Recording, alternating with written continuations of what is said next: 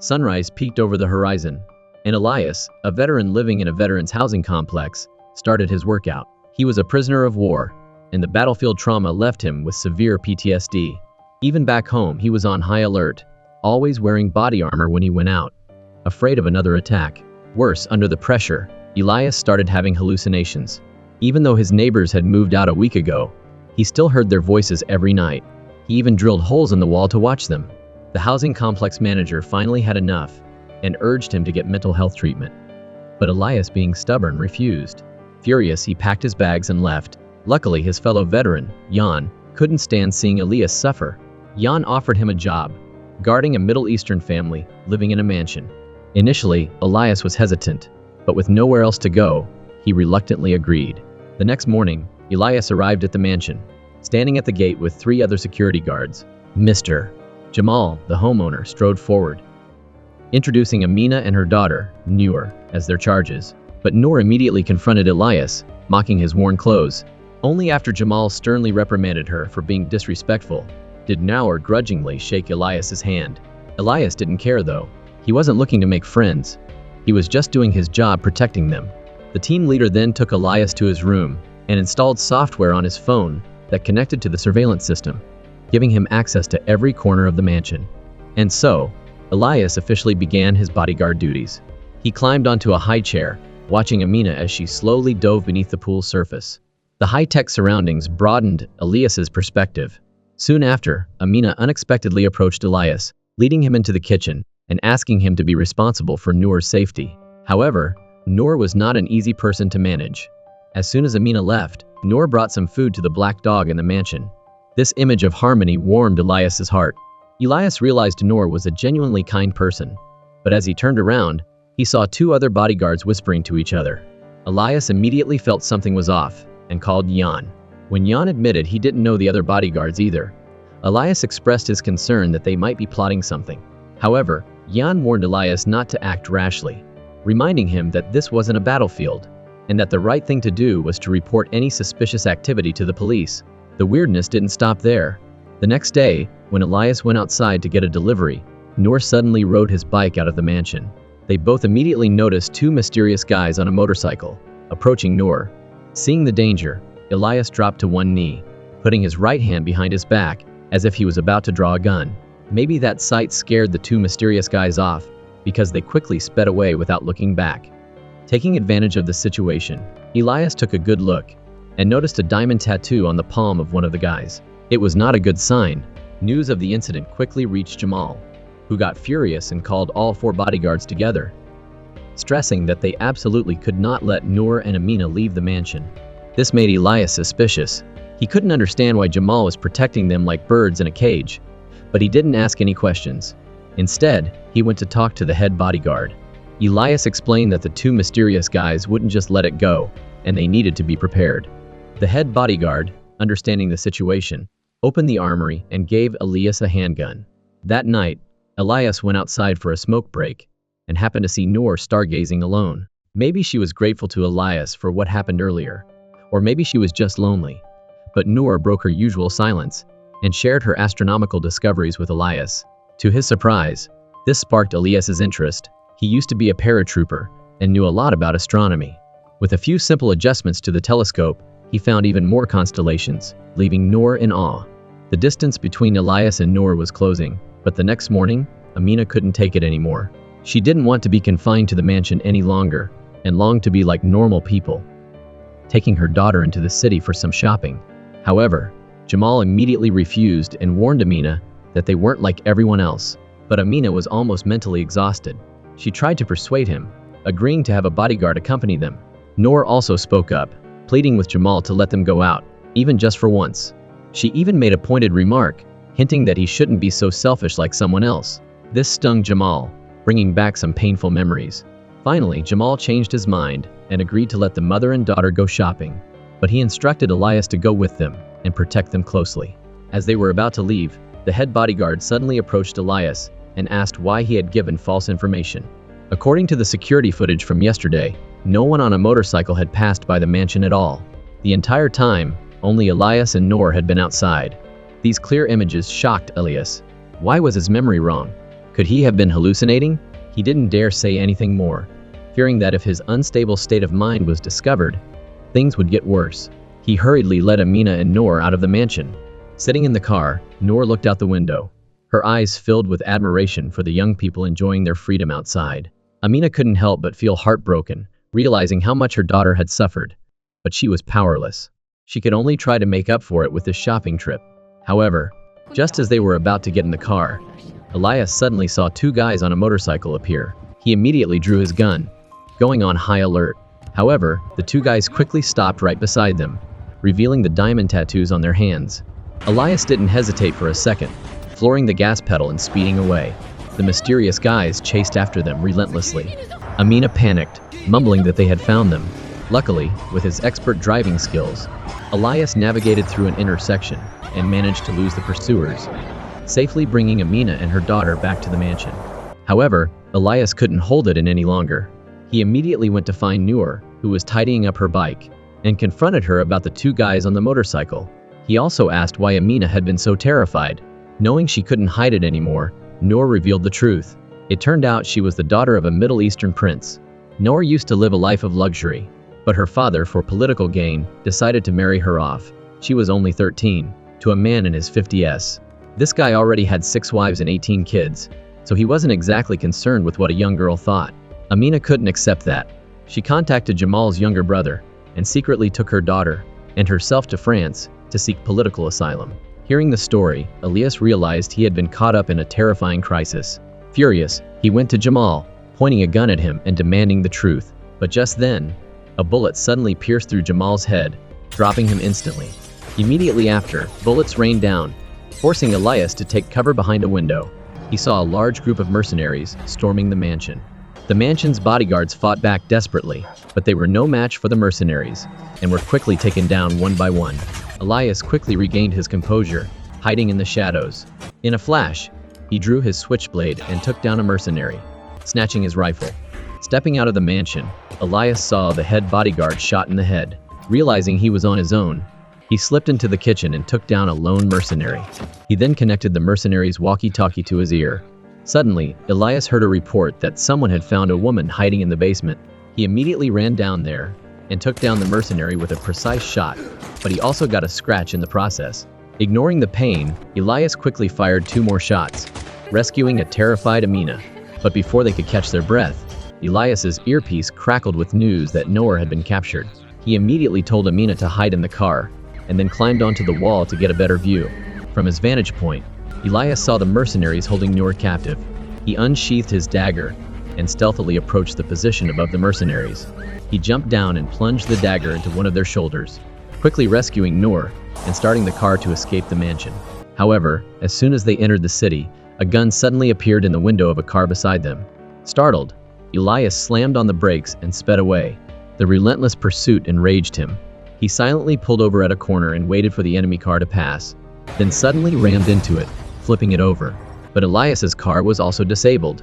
He abandoned it, tossed the phones of all 3 of them into a flower bed to avoid satellite tracking, and with Nour, boarded a bus and escaped the area to safety.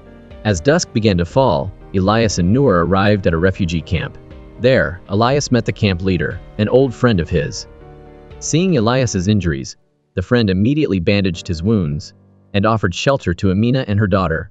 Amina was incredibly grateful and offered some valuable jewelry as a token of her appreciation. However, the next morning, a news report flashed on the screen, accusing Elias of murdering 3 of his colleagues at the mansion to steal their assets. Elias was stunned and lost control, thinking Amina had betrayed him. In a fit of rage, he grabbed her by the throat. Luckily, a woman with a hunting rifle intervened just in time. Amina repeatedly explained that she hadn't betrayed Elias, helping him regain his composure. But Elias wasn't ready to let things go. Suspecting Jan, he used a trick to capture him, tying him to the fan of a plane to interrogate him. However, Jan was also misled by the news, believing Elias was a murderer, and affirmed that Jamal, Amina, and her daughter had safely left the mansion. Hearing that, Elias decided to take Jan back to the mansion to prove his innocence. But when they turned on the lights, the house was spotless, with no trace of a struggle. More strangely, through the security camera, they discovered that the day before, Elias had led Jamal, Amina, and her daughter out, simultaneously murdering the bodyguards.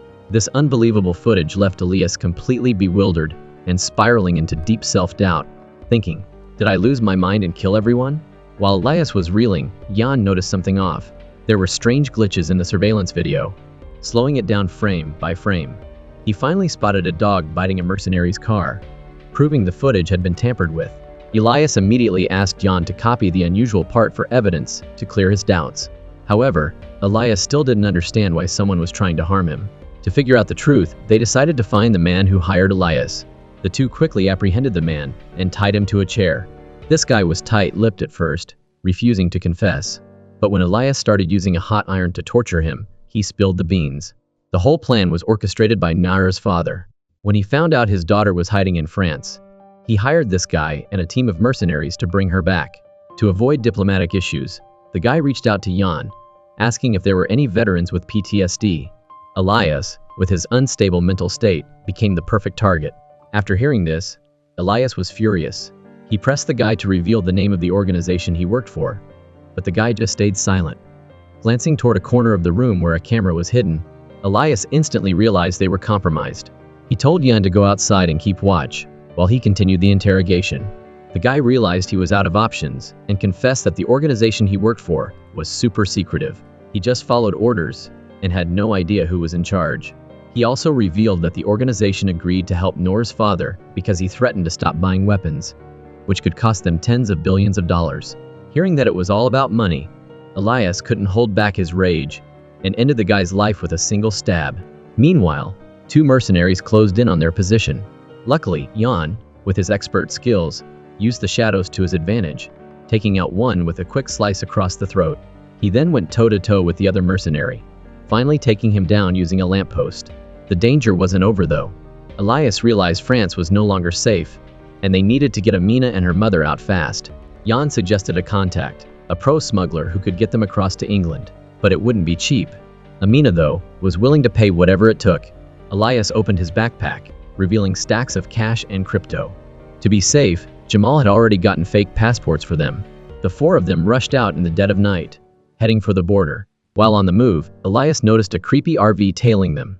He quickly sped up and told Jan to ditch his phone, but the RV just pulled ahead and kept going. Elias thought he'd been careful enough, but the constant stress was getting to him. He decided to pull over and take a break. While he was eating, Elias felt someone sneakily touch his hand. He got suspicious. Elias stood up and quietly followed the guy, who climbed into the same RV they'd seen on the road. Without hesitation, Elias slipped inside the RV, pulled out a knife, and stabbed a woman standing in front of him. A fierce fight erupted in the cramped space. Elias was like a warrior, using anything he could find to take down his opponents. He didn't back down even when outnumbered. When things finally calmed down, Elias grabbed a man's sleeve and saw a distinct bite mark, confirming he was the mercenary who'd been bitten by the dog. After the incident, the group continued their journey and reached the border by the sea. Soon after, their guide showed up, driving a pickup truck with a hidden lift inside the bed. It was designed to conceal the migrants in a secret compartment. Nour saw the inside of the truck and paled with fear. She had a severe fear of enclosed spaces. It wasn't until Elias promised to stay by her side that she gathered the courage to step inside. To be safe, Jan decided to drive behind the truck. Once the secret compartment was covered by the lift, they started their journey, heading closer to the English Channel tunnel. But suddenly, the truck came to a halt. Elias thought it was a customs check, but the secret compartment was suddenly opened, and a spotlight shone directly inside. Nour immediately realized something was wrong, but it was too late. Amina was shot dead. Two mercenaries standing in front went crazy, firing wildly into the truck. Nour was grabbed and put into another vehicle, while Jan was also taken captive. After what felt like an eternity, Elias was woken up by a thick cloud of smoke. He ripped off his bulletproof vest and saw flames and smoke everywhere. Elias quickly drove the truck through the back of the compartment and saw the vehicle engulfed in flames, exploding with a deafening roar. Meanwhile, the mercenary leader discovered a missing body at the blast site and realized Elias had escaped. He tied Jan to a chair and interrogated him about Elias's whereabouts. Knowing he wouldn't survive, Jan told them Elias's story. Years ago, on the battlefield, Elias's best friend was captured by the enemy. To save him, Elias surrendered willingly. But a month later, the army only found Elias, exhausted, in a mass grave, next to his friend's severed head. No one knew what Elias had gone through during that time, only that he suffered from severe PTSD and couldn't fight anymore. The mercenaries' actions had rekindled the warrior spirit within him. Now, they were going to face the return of a killing machine. The leader initially didn't believe it, but after checking Elias's combat record, he realized he was facing a living nightmare. He immediately executed Jan and ordered all forces to prepare for a fight to the death. Unbeknownst to Elias, he went to an old comrade for help. Using a tablet, he looked up information about the building where Nour had lived and planned a parachute infiltration. Elias's comrade didn't ask questions, immediately taking him to the rooftop. As night fell, they reached their target. A strong wind ripped Elias out of the plane, but he quickly regained his balance. Ready for the mission, he dove straight towards the building and successfully deployed his parachute, landing safely. He quickly assembled his weapons, put on night vision goggles, and started moving down the floors. Using a gun with a wide-angle firing capability, Elias destroyed the security cameras. Then, through Nour's location tracking system, he slipped through the stairwell, avoiding lasers and disabling guards who were frantically checking the cameras. With 2 precise shots, Elias took down 2 guards before they could react. Using a security card he'd taken from a guard, he unlocked the door and found Nour. But just as the 2 were about to leave, a deafening alarm blared, and the entire building was enveloped in layers of steel barriers. Realizing a major battle was about to erupt, Elias told Nour to stay back and quickly ushered her into the elevator. However, the elevator was locked down and wouldn't move. Nour remembered there was another way to the roof from her father's room. Elias immediately scooped Nour up and headed that way, but they were relentlessly pursued. Fighting their way back, Elias stumbled into a room that looked like a museum. Moments later, a swarm of guards flooded in. Under heavy fire, Elias remained calm, firing back. He tossed a stun grenade, quickly turning the tide and wiping out all the enemies before disappearing into the elevator again. Reaching Nour's father's floor, Elias checked the security monitors and saw 3 guards standing outside the door. He lay down, carefully taking aim and taking out all 3 with 3 precise shots. Knowing the danger wasn't over, Elias activated the fire suppression system with his lighter, creating a smoke screen. He told Nour to stay in the elevator while he cleared a path. When the fighting was over, Elias returned to get Nour and continue their ascent, but a hulking figure suddenly appeared, knocking him down with a fire extinguisher. The 2 engaged in a brutal fight amidst the water spraying from the fire suppression system. Despite his experience in countless battles, Elias remained focused and determined to overcome this powerful opponent and protect Nour. Elias was tired, slowly losing ground as the hulking figure locked his arm in a painful twist. He struggled but couldn't break free, his arm threatening to snap. In a panic, Nour spotted a nearby knife. Gathering her courage, she grabbed it and plunged it into the attacker's shoulder. The knife's impact forced the man to release Elias, who seized the opportunity, smashing him with a fire extinguisher. In a rage, Elias kept pounding on the man's head. Nour had to scream and plead, telling him the man was dead before Elias finally stopped. He pulled Nour into a hug, shielding her eyes from the bloody scene around them. Regaining his composure, Elias picked up his weapons and, with Nour, headed towards her father's room. As he saw her father's portrait on the wall, hatred filled Elias's eyes. He was about to charge in and kill him, but Nour quickly stopped him, explaining that her father's death would have severe political repercussions. She pulled Elias out and led him to the roof. There, Elias strapped a jetpack to his back and put on a protective suit for Nour. Together, they jumped from the building, deploying their parachutes and disappearing into the night. Sometime later, Elias took Nour to her aunt's house in Morocco to recuperate. Nour released an edited security video to the media, getting justice for Elias. She was also accepted into a local school and began living the peaceful life she had always dreamed of. After dropping Nour off at school, Elias hailed a taxi to complete his final mission. He climbed to the top of a skyscraper, using a sniper rifle to target the mercenaries, including their leader, as they prepared to escape. 3 precise shots rang out, and it was finally over. Elias, an action movie hitting screens in 2024, while having a simple and somewhat formulaic plot, delivers some seriously gripping and realistic action sequences that make it worth watching. Things get ramped up in the second half, when Elias single-handedly breaks through enemy lines, leaving a trail of bodies that'll get your blood pumping. Alright, that's all for today's video.